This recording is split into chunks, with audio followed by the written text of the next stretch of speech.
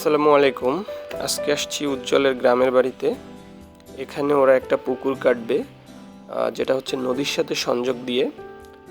এই পুকুরে আসলে মানে মাছ ছেড়ে চাষ করা হবে না, এটা হচ্ছে সংযোগ দিয়ে নদীর সাথে। নদীর মাছ যেন এই পুকুরে আসে এজন্য ঝাউ দেওয়া হবে, মাঝে মাঝে কিছু খাবার দেওয়া হবে। নদীর মাছ যেন ওরা খেতে পারে এজন্য হচ্ছে এই চাষের একটা ব্যবস্থা। এই জন্য এই পুকুরটা কাটা। যদি ভবিষ্যতে আমরা এই পুকুরে কখনো মাছ ধরতে আসি তাহলে অবশ্যই আপনাদেরকে দেখাবো। তো এ হচ্ছে আসিফ, আমার বন্ধু। ও হচ্ছে এই তরমুজ ক্ষেত নিয়ে আসলে আমাদেরকে কিছু বলবে। আসসালামু আলাইকুম। দেখেন খেতে কিভাবে তরমুজ হয়েছে, প্রচুর তরমুজ হয়েছে এই ক্ষেতটাতে। ক্ষেতটা আসলে এখনো তরমুজগুলো পাকে নাই, সবেমাত্র শুরু হয়েছে পাকা।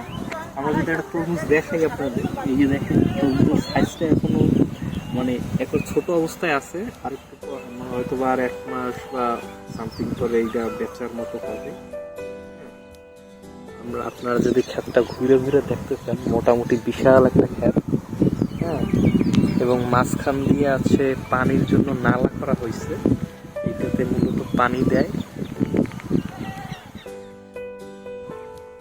তরমুজ মাশাআল্লাহ ভালো হয়েছে ফলন। এবং লাস্ট পর্যন্ত আসলে কতটুকু হয় সেটা একটা ভাবার বিষয়। হ্যাঁ, এই একটা তরমুজ মোটামুটি ভালো বড় হয়েছে। হ্যাঁ, এবং পাতার ফাঁকে ফাঁকে আসলে অনেক তরমুজ আছে, দেখা যায় না। এই এতটুকু জায়গাতে 1 2 3 4 5 6 6টা তরমুজ আছে। এরকম মাঝখানে মাশাআল্লাহ খুব ভালো ধরনের তরমুজ হয়েছে। তরমুজের ফলন আশা করি এবার অনেক ভালো। ধন্যবাদ আপনাদের, বেশি বেশি তরমুজ খাবে। আমরা এই তরমুজ ক্ষেত নিয়ে আলোচনা করতে গিয়ে একটা বিষয় জানলাম যে আগামী 20 থেকে 25 দিন পরে এই তরমুজ ক্ষেতের তরমুজ খাওয়ার উপযোগী হবে।